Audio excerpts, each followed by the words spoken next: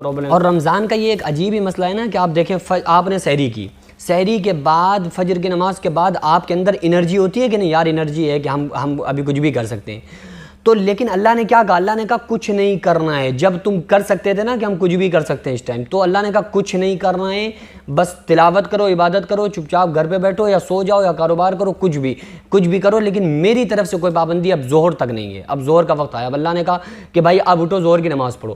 اب آپ یہ دیکھیں نا کہ انسان کو ظہر کے وقت سے پیاس محسوس ہو رہی ہوتی ہے، بھوک محسوس ہو رہی ہوتی ہے، تو اللہ نے کہا کہ اب نہیں، اب اٹھو. جب تمہاری بھوک اور پیاس نے شدت پکڑی ہے نا تو اب اٹھو، اب ظہر کی نماز پڑھو. اب انسان نے ظہر کی نماز پڑھ لی. ظہر کے بعد اب انسان دھیرے دھیرے ڈاؤن ہوتا جا رہا ہے، تو اللہ نے کہا کہ اب عصر کی تیاری کر لو. اب عصر کی نماز پڑھی. عصر کی نماز کے بعد اب بالکل جب انسان زیرو ہو گیا کہ بھائی اب ساری انرجی ہماری ختم ہو گئی، اب اللہ نے کہا افطار کرو لیکن اب تمہیں سکون سے بیٹھنا نہیں ہے. ایسا نہیں ہے کہ اب آپ تم بیٹھے 1 گھنٹہ افطاری کرتے رہو. کہا کھاؤ، فوراً اللہ کا شکر ادا کرو، دعا پڑھو، ذهب الظمأ وابتلت العروق وثبت الاجر انشاءاللہ، اور فوراً مسجد کی طرف، عورتیں نماز کی طرف آ جائیں. تو فوراً لوگ مسجد کی طرف دوڑے. اب افطار کے بعد کیا دل کرتا ہے؟ افطار کے بعد دل کر رہا ہوتا ہے کہ بھائی بس اب ہمیں چارپائی دے دی جائے، اس کے اوپر ایک چادر بچھا دی جائے، تکیہ لگا دیا جائے، ایک مڈل کلاس میں فراٹا لگا دیا جائے یا VIP میں AC لگا دی جائے، بس ہمیں لٹار کے سلا دیا جائے.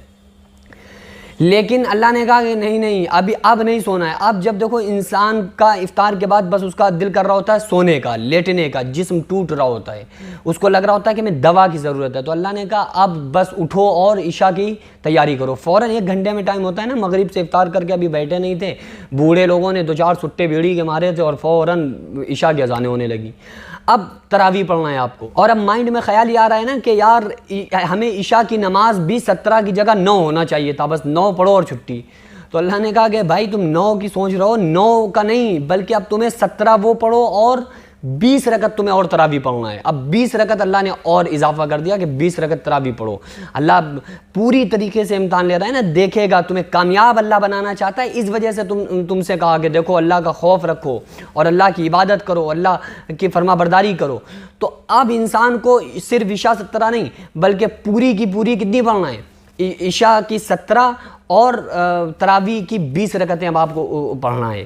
تو یہ اللہ تبارک و تعالیٰ نے تمام طریقوں سے انسان کو، اسلام نے کہا کہ بھائی تمہیں اس دائرے سے باہر نہیں جانا ہے. تمہارے اوپر اللہ نے جس چیز کو فرض کر دیا ہے اپنے اوپر فرض کر لو، جس چیز کو اللہ نے تمہارے لیے ضروری کر دیا ہے، واجب کر دیا ہے، اس کو اپنے اوپر واجب سمجھ لو.